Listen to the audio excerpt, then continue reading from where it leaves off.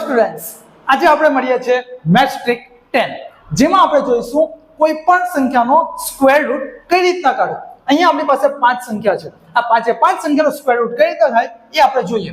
સૌથી પહેલા 484 એની અંદર લાસ્ટ 2 ડિજિટને આપણે પહેલા ધ્યાનમાં લેવાનું છે। એમાં પણ જે લાસ્ટ ડિજિટ એટલે કે જે યુનિટ ડિજિટ છે એને ધ્યાનમાં લઈશું એટલે 4। તો 4 ક્યારે આવે એ મીન્સ કે જો 4 ક્યારે આવે છે 2 નો સ્ક્વેર કરીએ ત્યારે 4 આવે, 8 નો સ્ક્વેર કરીએ ત્યારે 4 આવે, એટલે તમને બ્લુ લાઈન આ દેખાતી હશે કે 2 and 8। તો અહીંયા આપણે ખાલી 2 and 8 બે નંબર લખવાના છે। નેક્સ્ટ સ્ટેપ, આગળનો જે નંબર રહી ગયો છે એટલે કે 4, આ 4 કયા સ્ક્વેરની વચ્ચે આવે છે એટલે કે 2 નો સ્ક્વેર 4 અને 3 નો સ્ક્વેર 9। તો આ બંનેની વચ્ચે આવે છે તો એમાં જે સૌથી નાનો નંબર હોય એટલે કે 2 એ આપણે આગળ લખવાનો છે। આપણી પાસે બે ઓપ્શન થઈ ગયા છે 22 and 28। આ બંનેમાંથી કોઈક આપણો આન્સર છે। તો આ નક્કી કઈ રીતના કરવું, જો આ બે જે નંબર લીધા હતા એ બંનેનો મલ્ટીપ્લાય કરવો, 3 2 6। તો 6 કરતા 4 કેવા છે નાના છે, તો જે આ બંનેમાં જે નાનો હોય એ આપણો આન્સર એટલે કે 22 આપણો આન્સર। નેક્સ્ટ આગળ જોઈએ, લાસ્ટ 2 નંબર જોવાના છે, એમાં 1। તો 1 ક્યારે આવે છે જોઈએ, 1 and 9 લાસ્ટ ડિજિટ જ આપણે અહીંયા જોવાનો છે, લાસ્ટ ડિજિટ આપણે 1 આવે છે તો એ 1 and 9 માં તો અહીંયા શું લખી દઈશું 1 and 9।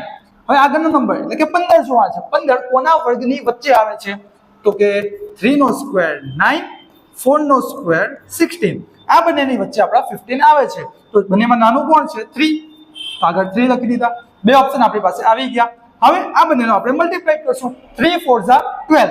12 કરતા 15 કેવા છે મોટા છે તો મોટો આપણો આન્સર 39 આપણો આન્સર થઈ ગયો।